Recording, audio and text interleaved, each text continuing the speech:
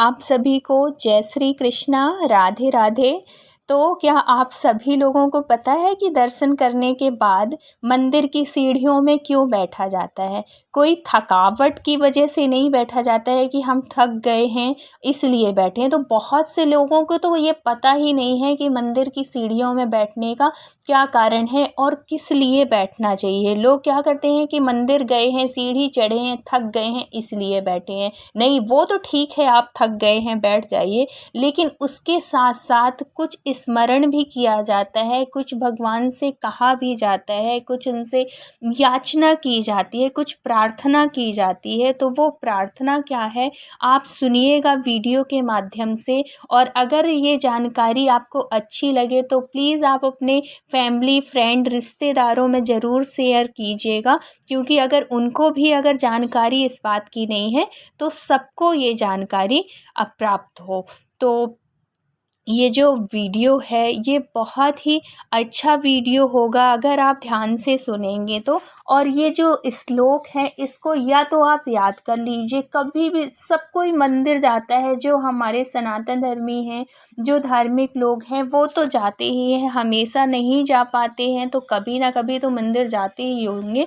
तो ये श्लोक ज़रूर याद कर लीजिए। और अगर श्लोक नहीं भी हो पाता है आप लोगों से याद तो कोई बात नहीं, आप इसका अर्थ समझ लीजिए। तो कभी भी आप सीढ़ी में बैठते हैं तो इस मंत्र का, इस श्लोक का ज़रूर ध्यान करिएगा, हिंदी में हो या संस्कृत में। तो वो श्लोक है, अनायासेन मरणम बिना देनेन जीवनम देहांत तव सानिध्यम देहि में परमेश्वरम।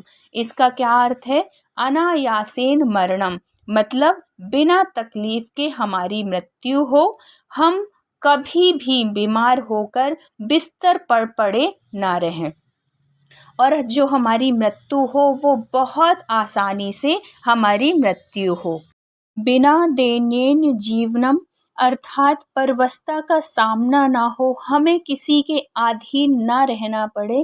हे ईश्वर, हमारे ऊपर इतनी कृपा करना कि हमारा अगर जीवन लंबा भी हो जाता है, बड़ा भी हो जाता है, बहुत लंबी उम्र हो जाती है, तो हम किसी के अधीन तब भी ना रहें। हमारे हाथ पैर इतने चलते रहें कि हम इतने सक्षम रहें कि हम अपना खुद कर सकें। आप हमारे सहायक बने, हमारे ऊपर कृपा करें इतनी कि हम लास्ट तक किसी के पराधीन ना रहें, और हम इतने सक्षम हो, हम इतने हाथ पैर से हम इतने लाचार ना हो कि हमको किसी के अधीन होना पड़े, किसी के पराधीन होना पड़े। इसका अर्थ ये होता है। तो हे प्रभु, हमारे ऊपर इतनी कृपा बनाए रखना। देहांत तव सानिध्यम अर्थात जब भी मृत्यु हो तब भगवान के सम्मुख हो। जैसे भीष्म पितामह की मृत्यु के समय भगवान श्री कृष्ण उनके सम्मुख खड़े थे, वैसे ही उनके दर्शन करते हुए जैसे उनके प्राण निकले थे, हे ईश्वर, हे परमपिता, हे परमेश्वर, वैसे ही हमारी भी मृत्यु हो। ऐसी याचना करें, ऐसी प्रार्थना करें भगवान से कि हे भगवान, हमको कोई दुख तकलीफ ना हो, हमारा स्मरण जो रहे लास्ट तक वो आपके प्रति रहे, आपके श्री चरणों में लगा रहे। देहि में परमेश्वरम अर्थात हे परमेश्वर, ऐसा वरदान हमें देना, जो जो मैंने बताया है वैसे ही प्रार्थना करिए और भगवान से, ईश्वर से हाथ जोड़कर विनती करिए सीढ़ियों में बैठकर कि हे परमपिता परमेश्वर, हमारी जो मृत्यु हो वो बहुत ही आसान हो, हम किसी के सानिध्य में ना रहें, हम किसी के परबस ना रहें, और जब भी हमारी मौत हो, मौत का टाइम आए, मृत्यु का टाइम आए, तब आप हमारे सम्मुख खड़े हों। जैसे कि भीष्म पितामह के मृत्यु के समय आप खड़े थे। हे परमपिता परमात्मा, हे ईश्वर, आप भी हमारे सम्मुख हों और हमारी यही याचना है, यही प्रार्थना है। ऐसे उनसे निवेदन करिए सीढ़ी में बैठ के, और दुनिया की पंचायतों से, मोह माया से बिल्कुल हट के, क्योंकि ये सब दिखावा है, झूठ है, फरेब है, कुछ भी नहीं है। ये सब दुनिया जो है ना, आडंबर जो है वो कुछ भी नहीं है। जो भी है सिर्फ परम पिता परमेश्वर ही हैं। ये जो कन्हैया हैं, ये जो ठाकुर है, जिसको भी, जिस भी देवी, कोई ये नहीं कि जिसको भी आप मानते हो आप उसको स्वीकारो, आप उसको पूजो, अपने आत्मा में, अंतरात्मा में बिठा लो और उनसे प्रार्थना करो। जिस भी देवी देवता को आप मानते हो, सब ईश्वर एक हैं, सिर्फ नाम है अलग, बाकी जो भी भगवान हैं सब एक हैं। चाहे वो राधा कृष्ण हो, भोलेनाथ हो, हनुमान जी हो, कोई भी देवी देवता हो, माता पार्वती हो, दुर्गा हो, कुछ भी हो, सब एक हैं, कोई अलग नहीं है।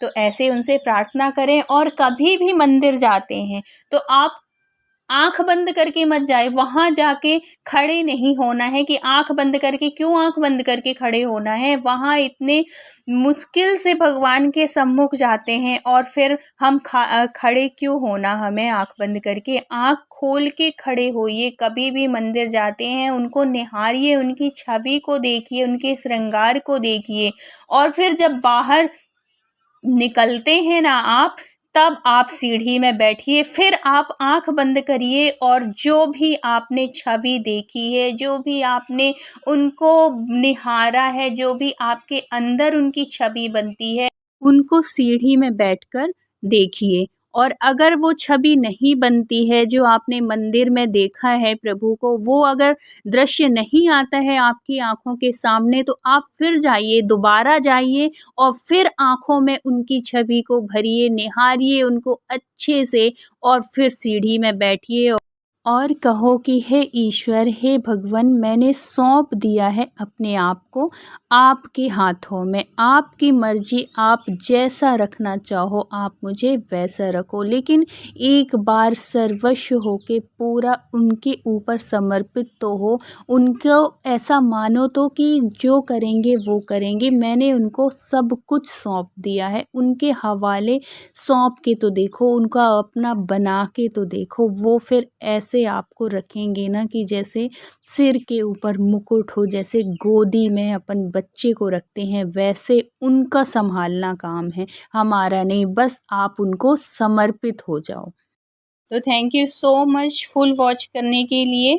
मिलते हैं किसी नेक्स्ट वीडियो के साथ। तब तक अपना ख्याल रखिए, अपनों का ख्याल रखिए। Thank you so much. जय श्री कृष्णा, जय श्री राम।